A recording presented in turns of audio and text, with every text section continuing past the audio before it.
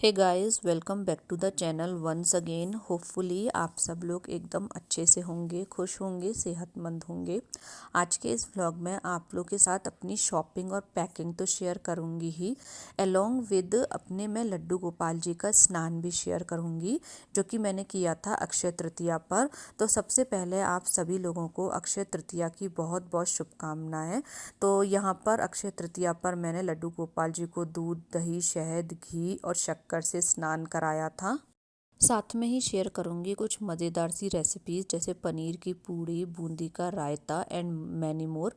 तो चलिए व्लॉग को स्टार्ट करते हैं। बस दिन हो रहा है संडे और मैंने यहाँ पर बच्चों के कपड़ों की सारी पैकिंग कर ली है और जो कपड़े लेकर आने हैं वो लिस्ट में नोट कर लिए हैं, सो दैट कि आज वॉलमार्ट जाएंगे तो वहाँ से बच्चों के लिए कपड़े ले आएंगे। तो थोड़ी सी पैकिंग करने के बाद और अपना लंच और ब्रेकफास्ट करने के बाद हम लोग जा रहे हैं कॉस्को और वॉलमार्ट।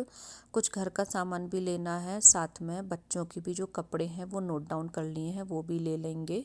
सो गाइज, वॉलमार्ट और कॉस्को से बच्चों की शॉपिंग करके मैं आ गई हूँ। मेरी तो अभी नहीं हो पाई और बच्चे गए थे ड्राइंग सीखने, उन्हें हो गए 4 घंटे। अब वो आएंगे और बहुत भूखे होंगे, तो उनके लिए मैं बना रही हूँ वेफल्स। उसकी एक क्विक रेसिपी आप लोगों के साथ शेयर कर लेती हूँ। ऑल्दो वो रेडीमेड है बट स्टिल बहुत टेस्टी है। मैं अभी आपको दिखाती हूँ।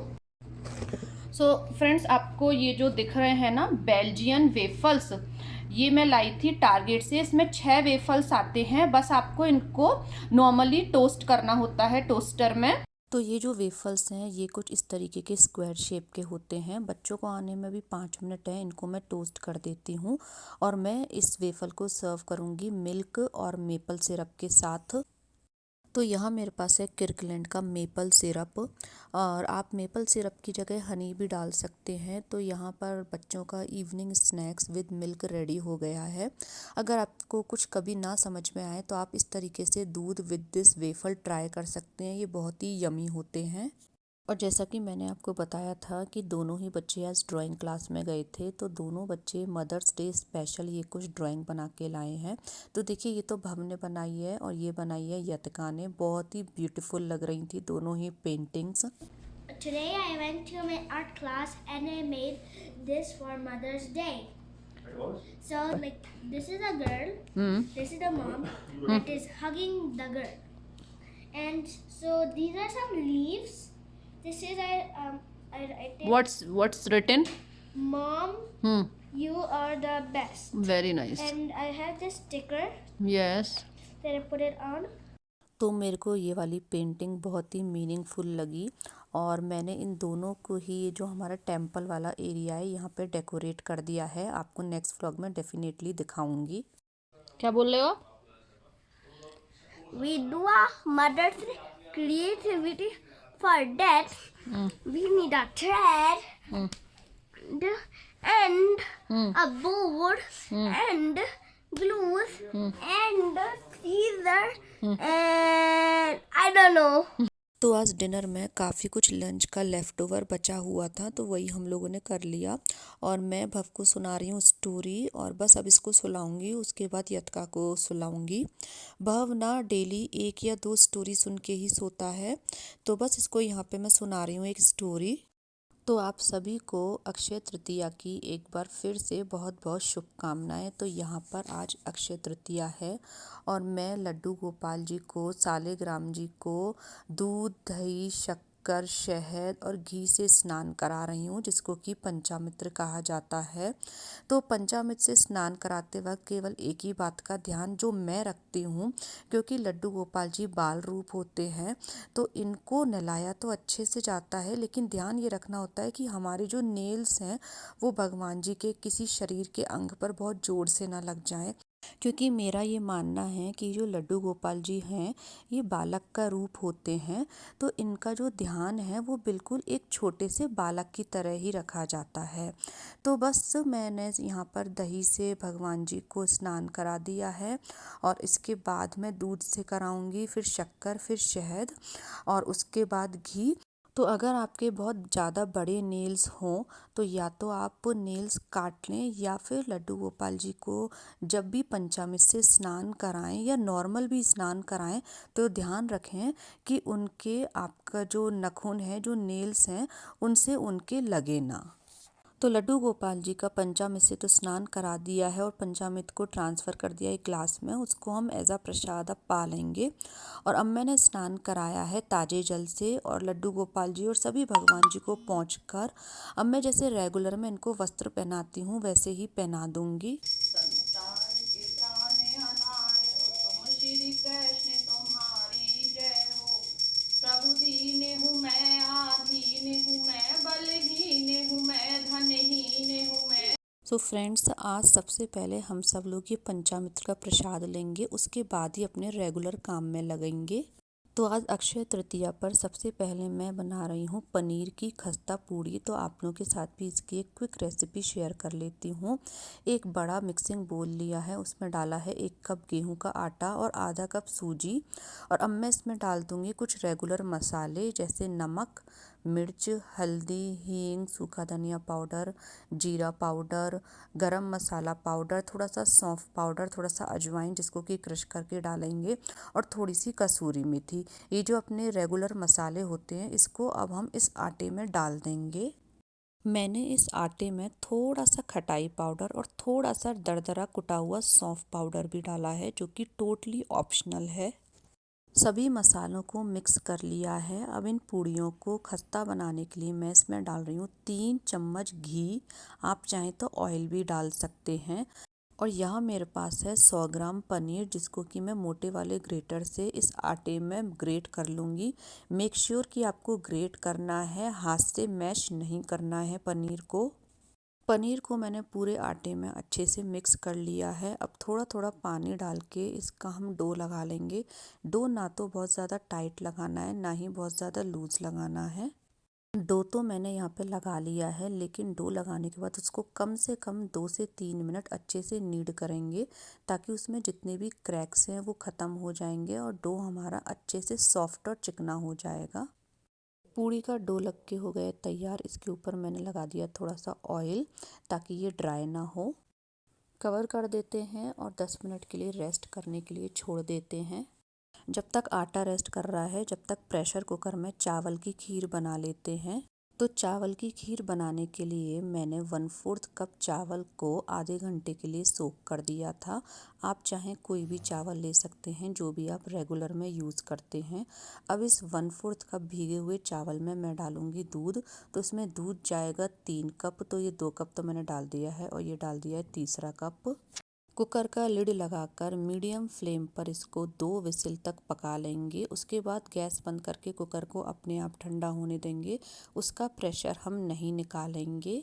जब तक खीर बनेगी जब तक मैं किचन के बाकी के काम कर लूँगी। जैसे अब मैं बर्तन वगैरह साफ़ कर लूँगी। और भव आज स्कूल नहीं गया है, आज उसकी छुट्टी है। तो भव के लिए टीवी में बहुत अवॉइड करती हूँ। जब भी कोई काम करती हूँ तो उसके संग कुछ कुछ खेलती रहती हूँ। जैसे इस टाइम वो मेरे संग खेल रहा है हाइड एंड सीक।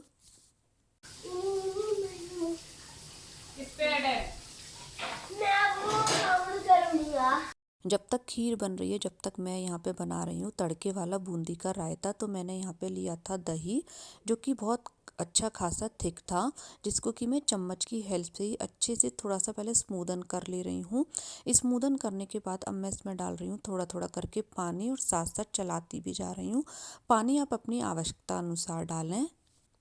तो लास्ट में मैं आपको इसकी कंसिस्टेंसी दिखा देती हूँ। तो इसकी कंसिस्टेंसी कुछ इस तरीके की होनी चाहिए, क्योंकि जब हम इसमें बूंदी डालेंगे तो बूंदी बहुत कुछ दही को सोख कर लेगी। तो स्टार्टिंग में इसको बहुत ज़्यादा थिक नहीं रखना है।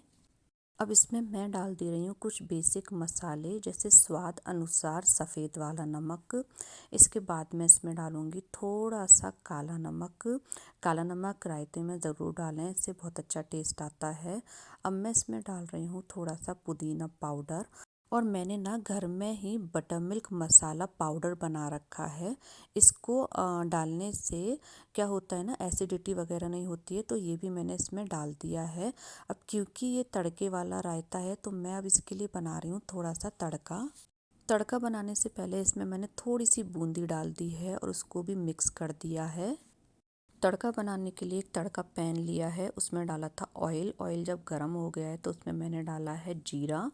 अब मैं इसमें डालूंगी थोड़ी सी लाल मिर्ची का पाउडर। लाल मिर्ची पाउडर डालने से पहले मैं गैस को बंद कर दूंगी और लास्ट में डालूंगी थोड़ी सी हींग। अगर आप हरी मिर्च डालना चाहते हैं तो इसी टाइम तड़के में हरी मिर्च और करी पत्ता भी डाल सकते हैं। और अब ये तड़का मैं डाल दूंगी रायते के ऊपर और हमारा बूंदी का तड़के वाला क्विक रायता बनके हो गया है तैयार। तड़का लगाने से जो दही की ठंडापन होता है वो थोड़ा सा मिनिमाइज हो जाता है। इसको कर देते हैं कवर। कुकर ठंडा हो गया था और इसका प्रेशर भी रिलीज़ हो गया था। और अब इस तरीके से खीर बनाने से हमारा जो चावल होता है ना, उसको हमें घंटों तक पकाना नहीं पड़ता है। चावल हमारा 2 सीटी में ही पक जाता है। और मैंने इसमें 1 कप दूध और डाल दिया है। अब हम मीडियम टू हाई फ्लेम पर इस खीर को थोड़ी देर और पका लेंगे, जब तक कि दूध और चावल एक जैसा नहीं हो जाता है। तो एक साइड में हमारी खीर भी बन रही है, जिसको कि मैंने मीडियम टू हाई फ्लेम पर पकने के लिए छोड़ दिया है। बीच बीच में खीर को मैं चलाती भी जा रही हूँ ताकि ये नीचे से लगे ना। बस खीर को अब उतना ही पकाना है कि दूध और चावल जो है वो एक जैसा हो जाना चाहिए। और दूसरे बर्नर पर मैंने एक पैन में ऑयल चढ़ा दिया है गर्म होने के लिए, जिसमें हम अपनी बनाएंगे पूड़ियाँ। अब खीर में मैं डाल दे रही हूँ आधी कप के आसपास चीनी और थोड़ा सा मैं इसमें डाल दे रही हूँ हैवी विपिंग क्रीम। आप चाहें तो घर की मलाई भी डाल सकते हैं। हैवी विपिंग क्रीम डालने से टेस्ट जो है ना खीर का वो बहुत ही अच्छा आता है। इन दोनों ही चीज़ों को अब मैं कर लूँगी मिक्स और खीर को दोबारा से पकने के लिए छोड़ दूँगी। दूसरी तरफ हमारा ऑयल भी गर्म हो गया है और अब इसमें मैं बना लूँगी अपनी पनीर वाली पूड़ियाँ। तो ये पनीर की पूड़ियाँ बहुत ही टेस्टी और खस्ता बनती हैं और फूली फूली बनती हैं। मैं बिल्कुल भी वीडियो को स्किप नहीं कर रही हूँ और आप देख सकते हैं ये पहली पूड़ी ही कितनी अच्छी फूली है। तो इस पूड़ी को दोनों साइड अच्छा गोल्डन ब्राउन होने तक सेक लेंगे। तो आज की हमारी अक्षय तृतीया की तीनों ही चीज़ें बनके हो गई हैं तैयार, खीर, रायता एंड पूड़ी। और अब बस मैं लगाऊंगी अपने लड्डू गोपाल जी का भोग। यहाँ पर तैयार हो गई हैं गर्मा गर्म पूड़ियाँ, साथ में बूंदी का तड़के वाला रायता और साथ में हमने बना लिया खीर। तो यहाँ पे अक्षय तृतीया का प्रसाद बन के हो गया है तैयार। और संडे को जो बच्चों के लिए शॉपिंग करके लाए थे उसमें यतका के लिए समर्स की इस तरीके की कुछ फ्रॉक्स हैं ताकि उसको गर्मी ना लगे। और साथ में ही इसी तरीके के समर्स के टॉप हैं, हाफ टॉप हैं और बहुत कंफर्टेबल टॉप हैं।